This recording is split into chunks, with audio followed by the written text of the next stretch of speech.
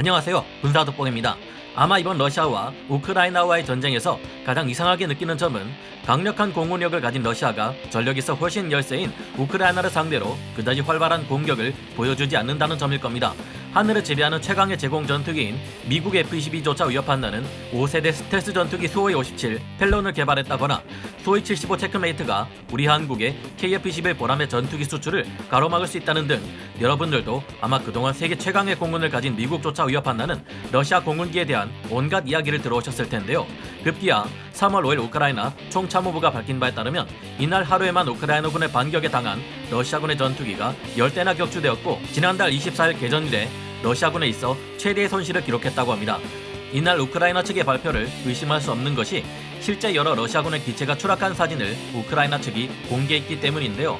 여기에는 밀8 힙 수송 헬기 2대, 밀24 하인드 계열 공격 헬기 2대와 밀35 공격 헬기, 수호이 30 SM 전투기, 수호이 25 전투기, 수호이 34 전폭기 2대, 수호이 25 프로그풋 공격기 2대 등 다양한 러시아군의 헬기와 전투기, 전폭기들이 포함되어 있습니다. 5일 전후로 러시아의 무인기인 울란십도 추락했다고 추가로 밝혀졌으며 이 같은 우크라이나 측의 주장은 오릭스 등의 민간 군사 전문가들이 교차 검증을 거친 결과 실제 전과가 맞는 것으로 확인되었습니다. 3월 6일을 기준으로 지금까지 개전 이래 러시아군의 항공기는 총 92대나 격추된 것으로 보고되었는데 여기에는 어쩌면 우크라이나군 사이에서 전쟁 영웅으로 떠오르고 있는 TU의 유령이 심리적으로 큰 영향을 준 것일 수도 있겠습니다. 놀랍게도 마치 영화처럼 현재 러시아군 전투기들을 공포로 몰아넣고 있는 우크라이나의 영웅은 성능이 떨어지는 오래된 구식 전투기 미그19 MU1으로 성능이 훨씬 뛰어난 러시아의 최신의 전투기들을 10여 대 이상 떨어뜨리며 전설적인 전과를 기록하고 있는데요. 미 공군조차 위협할 줄 알았던 러시아 공군의 전투기들이 이처럼 연속적인 졸전을 보여주고 있는 이유는 무엇이며 러시아 전투기들을 두려움에 떨게 만들고 있는 키이우의 유령은 그 정체가 무엇일까요? 지금부터 알아보겠습니다. 전문가는 아니지만 해당 분야의 정보를 조사 정리했습니다. 본의 아니게 틀린 부분이 있을 수 있다는 점 양해해 주시면 감사하겠습니다. 혼자서 러시아군의 전투기를 21대나 격추시킨 키이우의 유령. 소련이 멸망하고 우크라이나가 독립했을 당시에만 해도 우크라이나에는 무려 1100여 대에 달하는 전투기와 폭격기들이 있었습니다. 하지만 냉전의 위기가 사라지고 경제 위기에 처한 우크라이나는 1800여 개에 달하는 핵무기와 함께 많은 수의 전투기와 폭격기를 처분해버렸는데요. 그 결과 남은 전력은 32기의 수-27 계열 제공전투기, 37기의 미그-19 제공전투기, 12기의 수-24 전폭기, 17기의 수-25 지상공격기뿐이었습니다.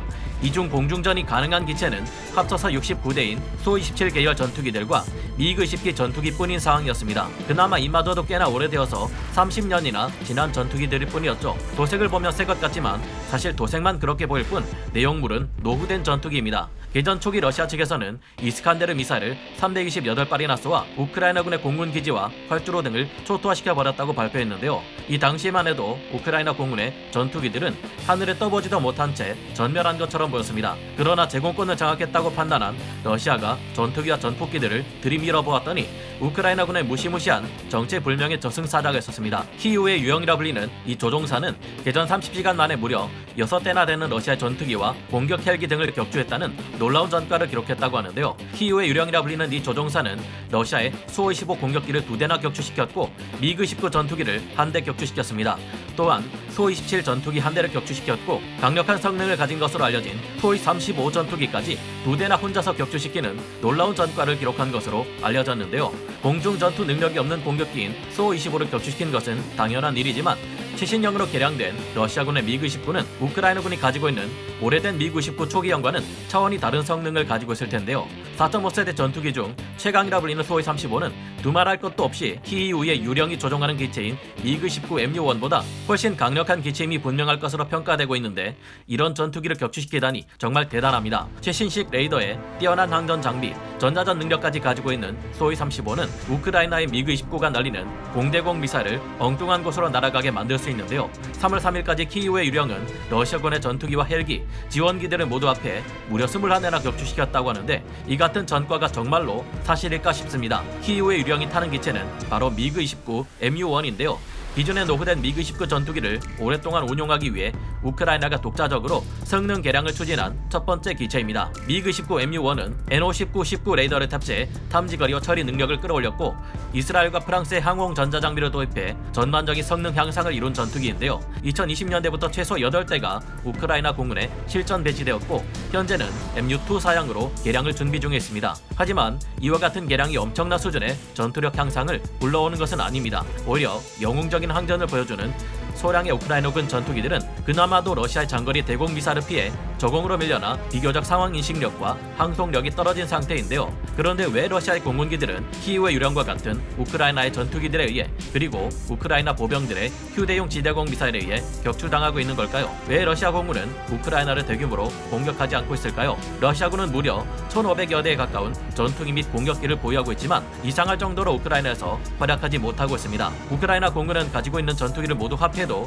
70대를 넘기지 못할 정도로 러시아 공군에 비하면 그 규모 면에서나 성능 면에서나 크게 부족한 것이 사실인데요. 어떻게 생각해봐도 러시아 공군이 우크라이나를 상대로 제공권을 장악하지 못하고 있는 현재 상황을 이해하기 어려운 실정입니다. 만약 이번 전쟁에서 제공권을 러시아가 장악하고 있다면 우크라이나군이 고작해야 대전차 미사일과 휴대용 지대공 미사일들을 활용해 러시아군을 수세에 모는 현재 같은 일은 일어나기 힘들었을 것입니다. 러시아 공군기들은 지상과 공중 모두에 있어 적의 취약한 부분을 집중 공략하고 아군의 압도적인 우세를 확보할 수 있는 공지전투 개념에 뛰어난 정밀 타격 능력을 가지고 있기 때문이죠. 현재 상황은 오히려 우크라이나군이 대놓고 공군기를 동원해 방공 전력으로부터 보호받지 못하고 있는 우크라이나군의 지상군 전력을 폭격하는 수준에 이르렀을 정도인데요. 현재 러시아는 여전히 엄청나게 많은 수의 전투기와 전폭기, 공격기들을 가지고 있는데도 왜 이 같은 전력을 지나칠 정도로 소극적으로 운용하고 있는지에 대해 군사 전문가들은 도저히 이해할 수 없다는 의견들을 내놓고 있습니다. 현재 러시아가 우크라이나 침공을 위해 사용하고 있는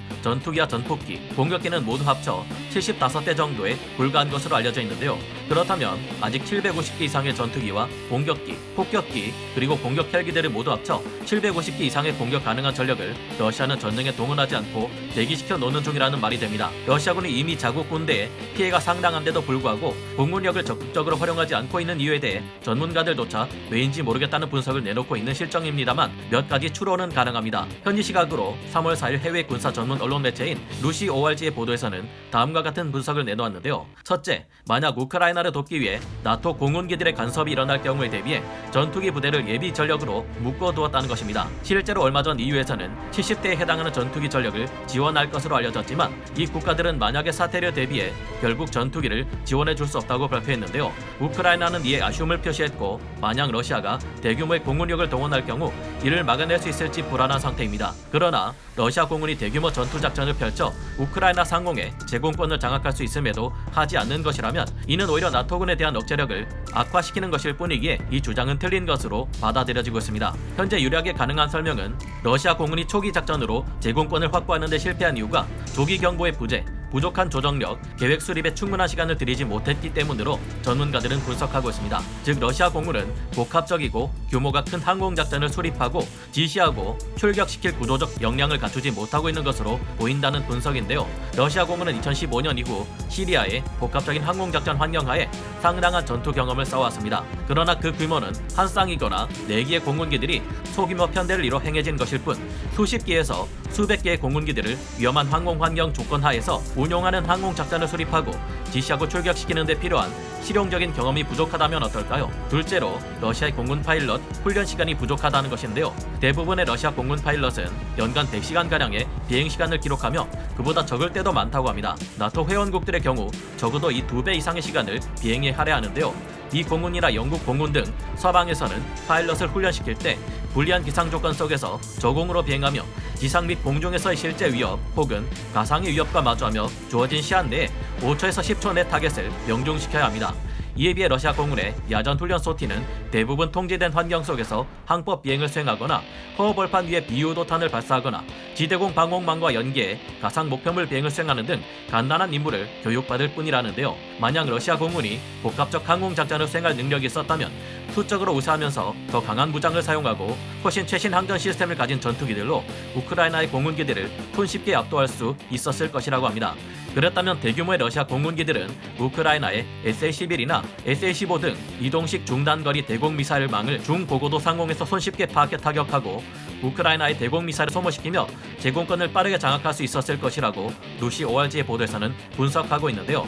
현재 러시아군이 이렇게 하지 못하고 있는 것을 보아 러시아 공군기들은 대규모 공습 작전을 수행할 역량을 갖추지 못하고 있을 수 있다는 것입니다. 이를 증명하듯 현재 우크라이나를 공격하고 있는 러시아군 전투기들은 계속해서 우크라이나의 본격적인 대공미사일을 피해 소수의 전력이 저공에서 운용되고 있는데요. 우크라이나군의 대공미사일망을 피하기 위해서라지만 이렇게 저고도에서 작전을 수행할 경우 여러모로 러시아군에 불리합니다. 이 같은 낮은 고도에서는 상황 인식 능력과 전투력이 크게 제한되며 이글라나 스팅어와 같은 우크라이나군의 휴대용 지대공 미사일, 즉 맨페제 사거리 안에 들어가게 되기 때문인데요. 실제로도 러시아군의 항공기들은 우크라이나군의 맨페제에 의해 많은 수가 추락하고 있는데 정말로 러시아군이 중고고도에서 대규모로 공습을 수행하며 우크라이나군의 제대로 된 이동형 중단거리 공대공 미사일들을 파괴하는 임무를 수행할 수 있다면 굳이 이런 손해를 감수하며 저고도에서 작전을 수행할 필요가 없었을 것 같다는 생각을 해보게 됩니다. 정리해보면 대규모 타격 작전을 수행할 역량이 부족한 러시아의 공군기들이 우크라이나의 대공 미사일이 두려워 저고도에서 소수로 작전하다가 오히려 키이우의 류영에게 비해 불리한 환경에서 격추당하고 우크라이나군의 맨페제에 의해 사냥당하기도 쉬운 환경에서 공격받으며 값비싼 기체들을 잃고 있다는 분석으로 보이는데요. 쉽게 말해 우리가 그동안 러시아의 공군 전력을 지나치게 높게 평가하고 있었다는 말입니다. 그러나 언제든지 이 같은 예상이 깨질 가능성은 남아있습니다. 이후 어느 날 갑자기 러시아 공군이 대규모 복합적 항공작전을 펼치고 나토 회원국들이나 이스라엘과 같은 다른 현대식 공군이 펼치는 작전에 버금갈 만큼 높은 수준의 타격 능력을 보여줄 수도 있을 것이라고 루시 ORG의 보도에서는 분석하고 있는데요. 그러나 향후에도 이 같은 능력을 러시아군이 보여주지 못한다면 이번 전쟁은 러시아군의 작전 능력이 기대했던 것에는 미치지 못한다는 분석 결과로 이어질 수 있을 것으로 보입니다. 정말 이 같은 분석이 사실이라면 러시아 공군에 대해 그동안 가지고 있었던 환상이 크게 깨져버리는 일이기에 저 또한 충격이 만만치 않은데요. 그러나 어찌됐든 현재 러시아는 명분 없는 침공을 감행해 차마 입에 올릴 수 없을 정도의 끔찍한 상황들을 우크라이나 전역에서 만들어내고 있는 만큼 러시아 공군에게 제대로 된 작전 능력이 존재하지 않는 것이 사실이었으면 좋겠다는 생각을 가져봅니다. 그럴수록 러시아는 중국에게 힘을 실어주기도 어려울 것이고 이는 곧 우리나라가 중국이나 북한을 상대할 때 그만큼 부담을 덜어주기 때문입니다. 오늘 군사 돋보기 여기서 마치고요. 다음 시간에 다시 돌아오겠습니다. 감사합니다. 영상을 재밌게 보셨다면 구독, 좋아요, 알림 설정 부탁드리겠습니다.